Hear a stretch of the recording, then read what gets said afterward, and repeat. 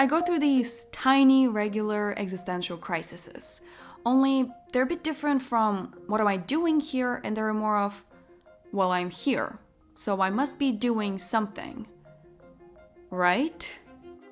Like, oh my god, I need to read 1,000 books. No, actually, scratch that, I need to write a book. No, I need to study really well so I get really good grades so then I can have a better future. No, actually, I should drop out because I'm wasting my time and I should get out there in the field. I need to invest. I need to buy Bitcoin. I need to become a millionaire by the time I'm 20. I need to buy a Lamborghini. I need to plant a tree. And so then all of those thoughts send me into this kind of jellyfish state when they consume me so much that I don't actually do anything, and so I'm just end up wasting my time. And with that, of course, the oh my god, I'm losing my time crisis comes in, and oh my god, I need a drink. I won't lie, I did this shot so many times that I no longer have any water, but I'll still have a sip far away from the mic so it can't be heard. It's an unbelievable ick of mine to hear people drink in the microphone, that even if it's me and I have to edit myself doing that, I'll cry. Dramatic much. Anyway, where was I?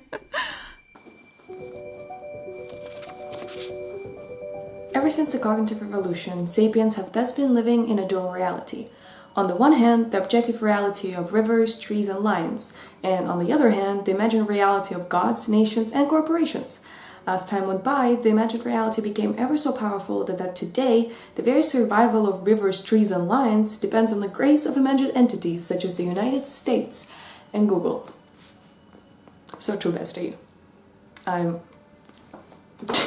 more I think about the fact that the United States is not real, the more it consumes my brain. What is real? I'm not gonna go into that discussion because I'm definitely gonna end on a spiral. It's a funny concept that most of the things that we encounter in life are actually fully made up by us and only us, and we are responsible for them and our own misery. Like, okay, I was told that today is going to snow. Is it 31st of March? Yes. But they told us that it's gonna snow. Does it look like snow to you? Anywhere. Anywhere. I'm making snow. Since reality is subjective and I can decide what's real and what's not, I'm gonna make snow. It's actually oddly relaxing. I have to clean this up. Oh my god. Oh my god. Oh my god. Today is 1st of April. 1st of April, everyone. 1st of April.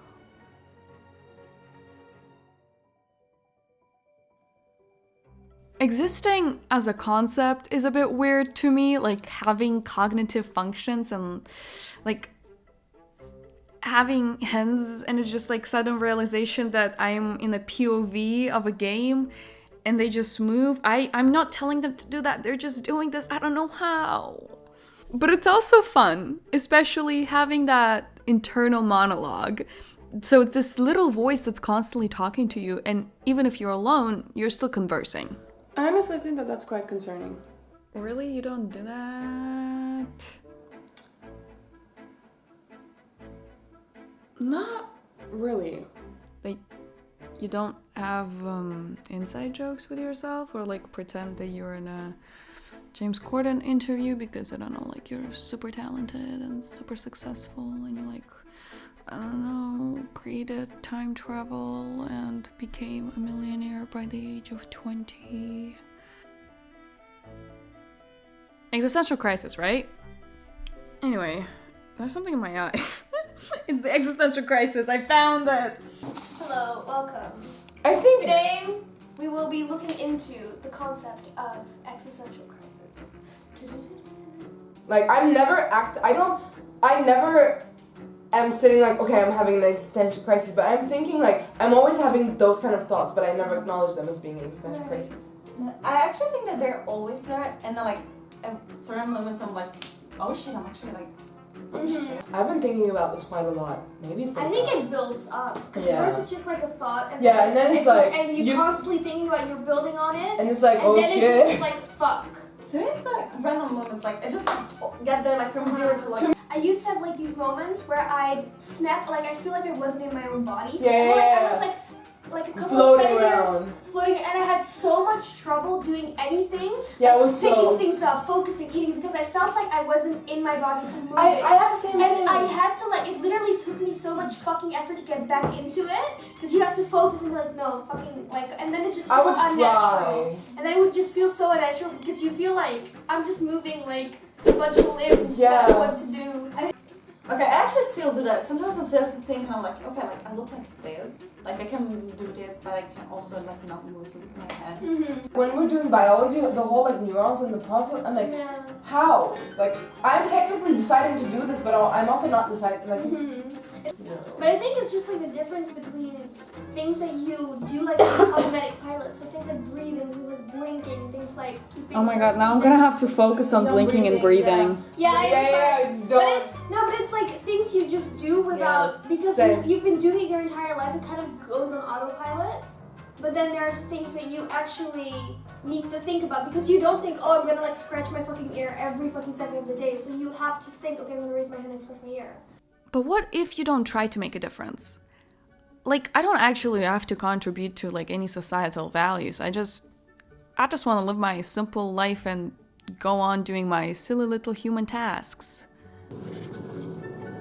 This is what life is now. Another day. Another day. One more day. It's tea. With him, I said, would you like to know how we know? Or higher, choosing the correct alternative, and approximately 30 choosing.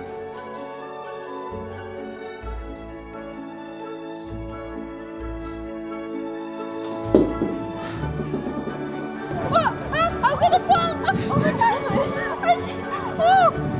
I'm dying. No, the wrong person came to the Netherlands. You're a wizard! You're a wizard, Harry! No, det är så det skiner där. You're a wizard, Harry. You're a wizard, Harry! You're a wizard, Harry. You're a wizard!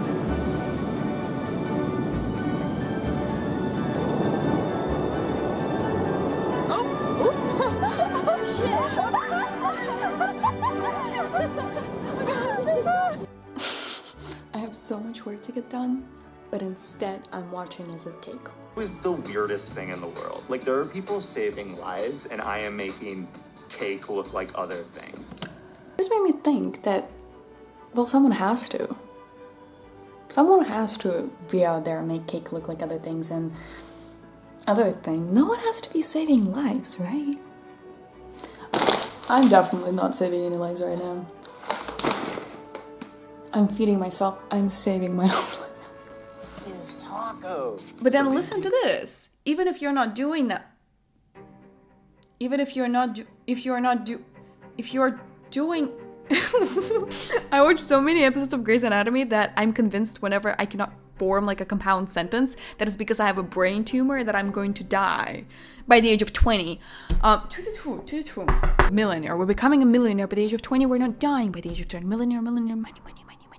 Jeff Bezos, Elon Musk. What was I even talking about? Okay. I wanted to say that even when you're doing nothing, you're still doing something. I'm under a table because my inner child wanted to build a fort. It's very painful for my neck, my knees, and my back.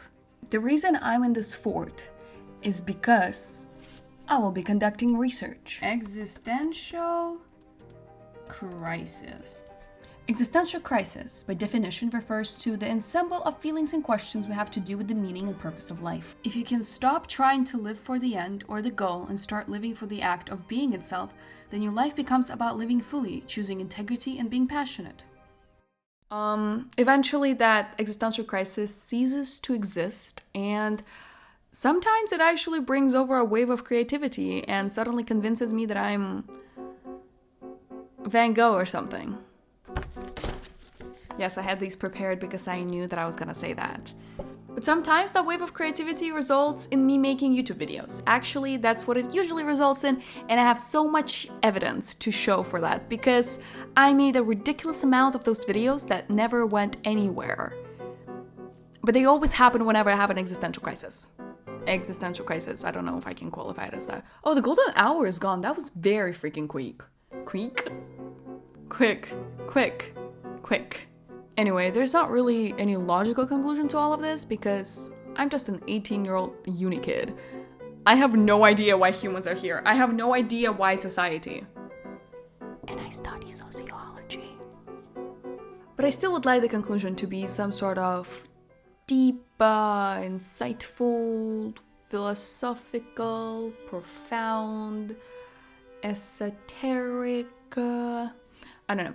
Anyway, so here's a quote from a book that's titled Comfort Book that I stumbled upon while being on YouTube, going on a spiral, avoiding my little silly human tasks. And I was watching interviews with Jonathan Bailey because Bridgerton season 2 came out, if you didn't know. Anyway, he was talking about this book and I decided to check it out. And there's this quote in the very first chapter that I thought fit very well with the fact that I was going through an existential crisis. So, let me get uncomfortably close to the mic. We stay precisely as alive and precisely as human as we were the day we were born. The only thing we need is to exist and to hope. Matt Haig, Comfort Book. My camera is having a very red, like, red. You can't see the red, but trust me, there is a red. I'm gonna go.